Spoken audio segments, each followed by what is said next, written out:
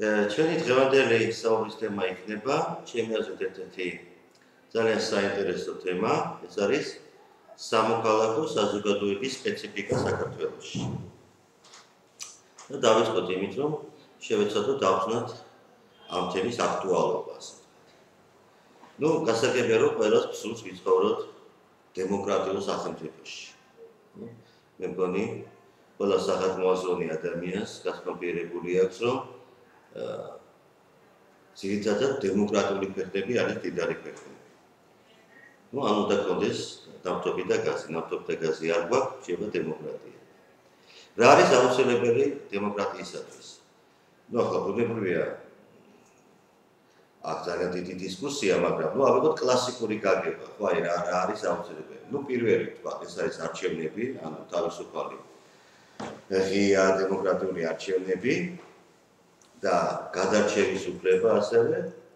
მეორე დამოუკიდებელი პოლიტიკური, სამოქალაქო და ეკონომიკური სექტორი. ანუ ჩამოყალიბებული პარტიული სისტემა, პოლიტიკისაგან დამოუკიდებელი ბიზნესი და მრავალრიცხოვანი სამოქალაქო საზოგადოება.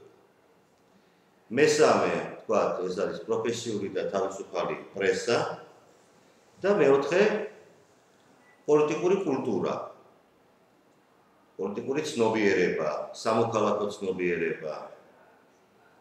პოლიტიკური ქცევის რაღაც ნორმები, როგორც დაწერილი, ასევე დაუწერა. სხვადასხვა მოაზროვნე ამ კომპონენტებში ირჩევდა ერთ თავს, თქვა. არის ნორმები გამოთქმები, რომ არც არაფერი არ არსებობდეს, დარწმუნდეს მხოლოდ პრესა თავისუფალი, შემდეგ მაინც აღორძინდება დემოკრატიული საზოგადოება. მაგრამ ჩვენ დღეს საუბრობთ სამოქალაქო საზოგადოებაზე და მის მნიშვნელობაზე. რამდენად არის სამოქალაქო საზოგადოება საქართველოში, როდის იყო ის ძლიერი, როდის შესუსტა თუ შესუსტა, რა პერსპექტივები გააჩნია მას ჩვენ საზოგადოებაში. და მინდა დავიწყო ძალიან ძველი ამბებიდან, ბიბლიური ამბიდან და დავიწყო კერძოდ მოსეს და ებრაელების ისტორია. ვიცით ხო, რომ ჯერ თვითონ მოსეს გაუჭირდა გაცნობიერება, თუ რატომ უნდა დაატოვონ ეგვიპტე, სადაც ესე ვთქვათ, საუკუნეები გაატარეს, სადაც უკვე შეეჩვიეს, სადაც ფესვები უკვე გააჩნდათ მათ და წავიდნენ სადაც, მართალია, მაგრამ სადაც ქვეყანაში, რომელიც თაობებს არ უნახავს, ხო? ანუ თავისუფლების შეეშინდა თვითონ მოსეს და შემდეგ გაცნობიერებით უფრო გაუჭირდა დარწმუნება ებრაელებისა, რომ ისინი უნდა გაყვნენ მას უდაბნოში.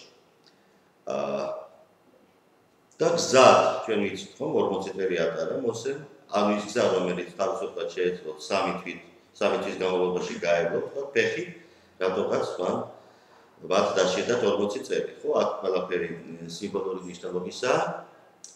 გზა ეს ინფანტილური კონფორმიზმით დაავადებული ერთობა ხალხისა, რომლებიც იყვნენ ებრაელები ეგვიპტეში, გადაიქცნენ, ეს ერთობა გადაიქცა სულ სხვა ერთობად, ანუ ისინი უფრო მომზადებულები მივიდნენ ისრაელში. ერთი ფილმი მინდა გავიხსენო, რუსული კინოკომედია, ჯენტლმენი უდაჩი. იქ თუ გახსოვთ, 4 პიროვნება გარბის იქიდან, ერთი შემთხვევით აღმოჩნდება მათთან ერთად, შუა აზიის წარმომადგენელი და როდესაც ისინი ქალაქში ჩააღწევენ და არიან ერთ გაცირებულ სახლში, მშივრები, ის ამბობს ძალიან მნიშვნელოვან ფრაზას. და ციხეში ახლა მაკარონია. ციხეში სადილის დრო და ახლა მაკარონია ეთქობა. ანუ სულიერად ის ისევ ციხეშია, ისევ მონობაშია, სადაც გაჭმევენ ყოველდღე მაკარონს, მაგრამ ყოველდღე გაჭმევენ და შენ გარანტია გაქვს, რომ ყოველდღე რაღაც ულფას მიიღებ, მაგრამ არ ხარ თავისუფალი. და ის თანახმა იმ მომენტში ეს თავისუფლება ისევ გასავლოს იმ მონობაზე. ხო, მე კი არ მინდა ვთქვა, რომ 40 წლის შემდეგ ეს ებრაელთა ერთობა გადაიქცა სამოქალაქო საზოგადოებად, მაგრამ პასუხისმგებლობის სფერო გაიზარდა ამ ებრაელების, იმათმა იგრძნენ თავი სუბიექტებად თავისი ბედის, თავისი ისტორიის და ეს სწორედ ასეთმა ხალხმა შემდეგ ააშენა ახალი სახელმწიფო. ანუ სამოქალაქო საზოგადოება ნიშნავს არაინფანტილურობას. აი ჟარგონი რო ვიხმაროთ, ნიშნავს გზროსლობას. მეთქე ხმარობ ხშირად, ხო, ამ სიტყვას ახალგაზრდები. ანუ, როდესაც შენ ბავშვური ინფანტილური მდგომარეობა გამოდიხარ და შენ თვითონ წვეთ თავის ბედს. ანუ პატერნალისტური მოდელიდან, პატერნალისტური ჩარჩოებიდან საზოგადოების მოწყობისა გამოდიხარ. და ნიშნავს, როდესაც პასუხისმგებლობის სფერო იზრდება. როდესაც თითოეული მოქალაქე ინატილებს ის პასუხისმგებლობას, რასაც ნიშნავს სახელმწიფოში ცხოვრება და სახელმწიფოს განვითარება.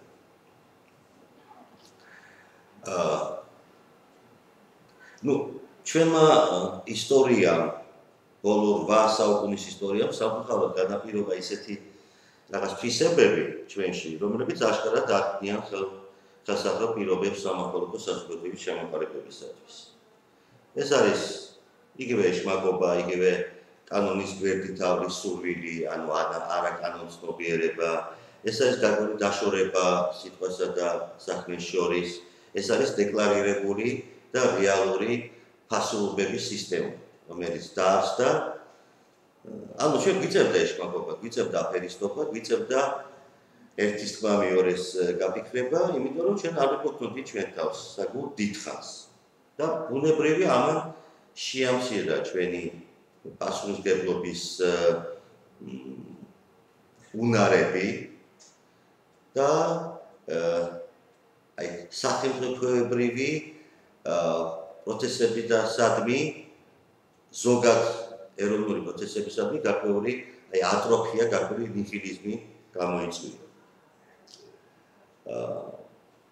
ანუ ჩვენ შეგვიძლია ვილაპარაკოთ, რომ დღეს საქართველოს საზოგადოებას ახასიათებს პასუხისმგებლობის სივრცის სიმდიდროვე და ამ დეფიციტი ან არქონა სამოქალაქო ცნობიერებისა. ესე იგი, არსებობს ორი ტიპის საზოგადოება. სხვა ტიპებთან ერთად, ჩვენ გვაინტერესებს დაპირისპირება ორი ტერმინისა, ეს არის პატერნალისტური საზოგადოება და სამოქალაქო საზოგადოება. როცა ჩვენ საუბრობთ პატერნალისტურ საზოგადოებაზე, აქ საზოგადოება წარმოადგენს სოციალური პროცესის ობიექტს, ხოლო სუბიექტს წარმოადგენს ხელისუფლება. აქ კონტროლი ხდება ზემოდან ქვევით. აქ სოციალური ინტეგრაცია, ანუ კონსოლიდაცია, ყოველთვის რაღაც გარეგანი ტიპისა, ანუ გარეშე ფაქტორები განაპირობებენ ამ კონსოლიდაციას, გარეშე ძალები. და ნაკლებია ინდივიდის თავისუფალი არჩევა. ანუ ჩვენ აქ საქმე გვაქვს არადასრულებულ ინდივიდუალიზაციის პროცესთან. პატერნალისტურ მოდელს აქვს გარკვეული სინონიმება შეიძლება ვიხმაროთ ტერმინები აღმოსავლური მოდელი სოციალური ორგანიზაციისა, ტოტალური ტიპი პოლიტიკური ორგანიზაციისა. აი ასეთ მოდელებს, ასეთ მენტალობას ძალიან უჭირს ინდივიდის უფლებების და თავისუფლების დაცვა. ანუ ტოტალურობა, პატერნალისტურობა მოდის არა მარტო ხელისუფლებიდან, არამედ თვით საზოგადოებიდან. ეს არის თავარი პრობლემა, რომ ჩვენ მოვითხოვთ ასეთ მოდელს. და ჩვენ ვხედავთ, რომ ინდივიდების უფლებები ირღვევა, საკუთარ მასობრივად, მაგრამ ჩვენ ვერ ვახდენთ კონსოლიდირებას იმისათვის, რომ ცალკეული ინდივიდის პირობები დავიცვათ და ამით დავიცვათ ყველასი უფლებები. ახლა რაც ნიშნავს სამოქალაქო საზოგადოება, რა ტიპის არის სამოქალაქო საზოგადოება? აქ უკვე პოლიტიკური პროცესების ობიექტს წარმოადგენს არა უბრალოდ საზოგადოებრივი პროცესების სუბიექტს წარმოადგენს უშუალოდ საზოგადოება, გახსოვთ ხო ეს მობილი გამოდგა we the people, ანუ ჩვენ როგორც უკვე სასამართლო პროცესები იგივე ამერიკაში, ხო? ჩვენ ამ შტატის საზოგადოება ვიღაცის წინააღმდეგ, ხო, ჩვენ ხალხი. და ხელისუფლება ამ შემთხვევაში ამ მოდელში წარმოადგენს საზოგადოებრივი ინტერესების რეალიზაციის ინსტრუმენტს. აქ უკვე ინტეგრაცია, კონსოლიდაცია ატარებს შიდა ტიპის არის. აქ უკვე იზრდება სფერო ინდივიდის თავისუფლებისა და აქ ჩვენ გვაქვს საქმე გარკვეულ კრიტიკულ მასასთან ინდივიდების. საერთოდ ამა თუ იმ სოციალურ ტიპს პატერნალისტური იქნება ეს სამართლებრივ გასაზრდავს სამი ძირითადი კომპონენტი. ესე იგი, პიროვნების საბაზისო ტიპი, ანუ რა ტიპის პიროვნებასთან გვაქვს საქმე, სოციალური ინტეგრაციის ტიპი, ანუ რა ხასიათს ატარებს ისა და ეკონომიკის საბაზისო ტიპი. თუ ბუნებრივია სამი გადაჯაჭვულია ერთმანეთში. ახლა ნახეთ რა ხდება ამ მხრივ იქ სადაც კლასიკური სამოქალაქო საზოგადოებები ჩამოყალიბებულია, ხო, ანუ დასავლეთში. მე-13-მე-15 საუკუნეები, ხო, ეგრეთ წოდებული რენესანსი, ხო, აღორძინება, ანუ აქ ჩვენ ხედავთ, რომ ხდება ჩაისახა პიროვნების დეინდივიდუალიზაცია, მაპატი ინდივიდუალიზაცია, ხო? პიროვნება თავისუფლდება გარკვეული ჩარჩოებით. შემდეგ ხდება უკვე მე-15-მე-17 საუკუნეებში მორალის ინდივიდუალიზაცია. ანუ ამას რეფორმაციას მოყვა, ხო, პროტესტანტიზმის გაჩენას ევროპაში. ანუ წმენის ინდივიდუალიზაციის სახით, ანუ წმენა შევი პირადი საქმე, ჩვენ მივიდეთ მორალის ინდივიდუალიზაციის, ასე ვთქვათ, გარკვეული ფენომენი და შემდეგ უკვე მე-17-მე-18 საუკუნეები განმანათლებლობა და სახელმწიფოს სეკულარიზაცია, ხო? ანუ გაიყოს სფერო, ეს არის სახელმწიფო და ეს არის რელიგია, ხო? ეკლესია. და სეკულარიზაცია ბევრ რამეს კიდევ ნიშნავს, მაგრამ თავარია, რომ ჩვენ მივიდეთ გარკვეული პოლიტიკური ტრანსფორმაციები, როდესაც წინა და არენაზე გამოდის უკვე მასა, გამოდის ხალხი, ხო?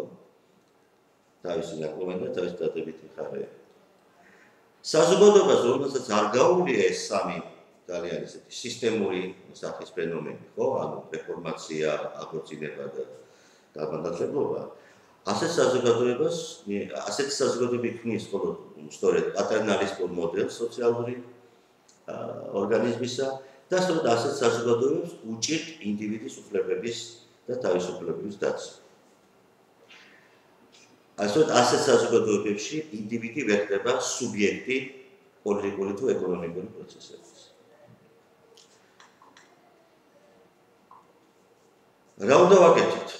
მით უმეტეს, როდესაც ჩვენ მხოლოდ 20 წლის წინ დავიწყეთ ისტორიაში დაბრუნება, თან ჩვენ ვიწევს სულ აი დაწევის რაღაც პროცესში ვართ, რომ ძალიან დავაგვიანებთ ისტორიაში დაბრუნება.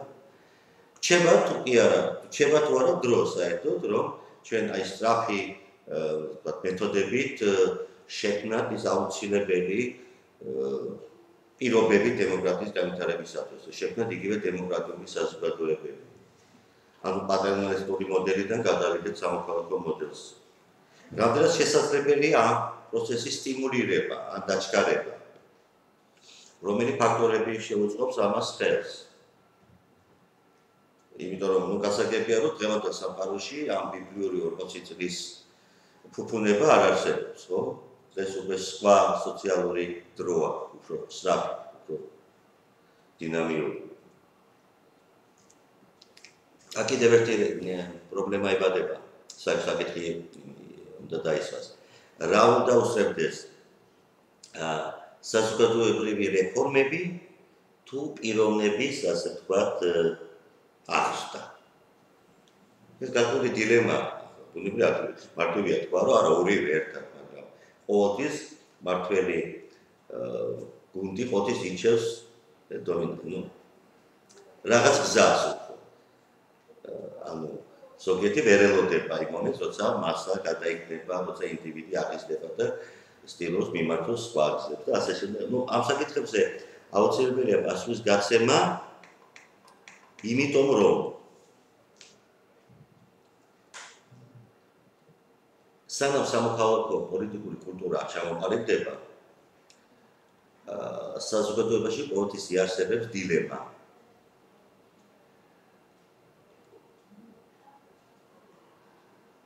დილემა კი არა, იარსებებს საფრთხე ან მარცხისა, აი დემოკრატიის შენებლობის მარცხი უბრალოდ დასრულდება და მივიღებთ ამ ავტორიტარიზმს ან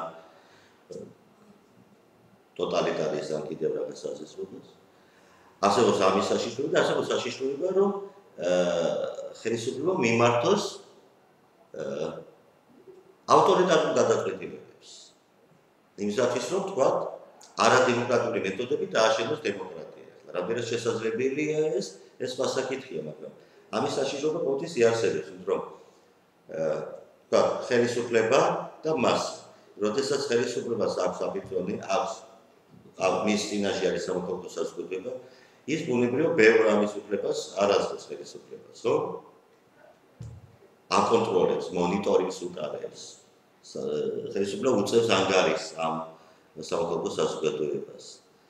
მაგრამ როცა ის ხედავს მის წინაშე მასას, ხოლო და ვერ ხედავს სათანადო დონის სამოქალაქო საზოგადოებას, არ უწყობს ხელს ამ სამოქალაქო საზოგადოების განვითარებას, ან პირიქით უწყობს ხელს ამ სამოქალაქო საზოგადოების შესუსტებას, ჩვენ მივდივართ ძალიან მარტივ უკვე ასე ვთქვათ გამოცდილ ბოლო 2 საუკუნის განმავლობაში ისტორიასთან.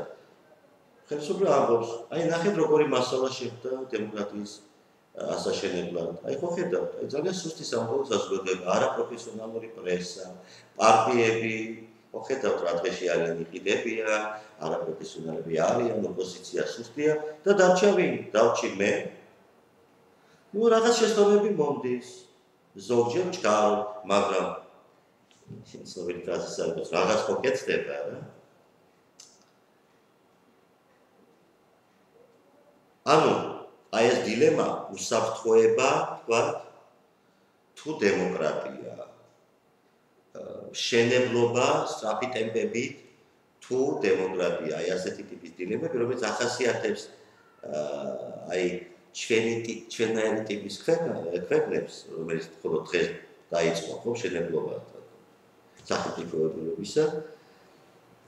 აი ეს დილემები ვერ გადაწყდება სამოქალაქო საზოგადოების გარეშე. ანუ აი ამ ბალანსის მოძებნა დემოკრატიასა და უსაფრთხოებას შორის, რეფორმებისა და დემოკრატიის შორის შესაძლებელია მხოლოდ როდესაც არის ბაზა სამოქალაქო საზოგადოების. ნუ არსებობს ასეთი, იცით თქვენ ასეთი პოლიტოლოგი ფარის ზაქარია და წერს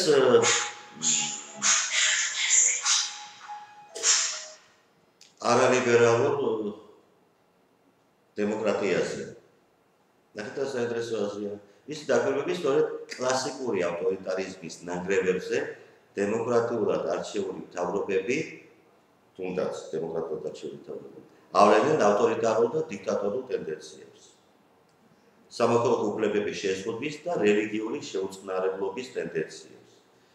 ის ამბობს, რომ კონსტიტუციურ ლიბერალიზმს მოჰყოდა დემოკრატია, მაგრამ დემოკრატიას არ ეთყობა, რომ კონსტიტუციური ლიბერალიზმი მოსდევდეს. ნუ უფრო მარტივად და სხვანაირად რომ ვთქვა, იქ სადაც არსებობს ძლიერი სამოქალაქო საზოგადოება, იქ მთავრობები ვერ ავლენენ ავტორიტარულ და დიქტატორულ ტენდენციებს. მათ უჭირთ ამ ტენდენციების გამოვლენა. ამის უფლებას ხელისუფლებას არ აძლევს სამოქალაქო ცნობიერების მქონე კრიტიკული მასა ადამიანების. როდესაც ასეთი მასა არ არსებობს, მაშინ ჩვენ რაზეც ჩვენ მოსწრებს კი ვართ აი იმისა, რაცაც ახლა მე თეორიულად ვთქვი ახსნა, ჩვენ მივექანებით ავტორიტარიზმისკენ, იმიტომ რომ ხელისუფლება დარჩა მარტო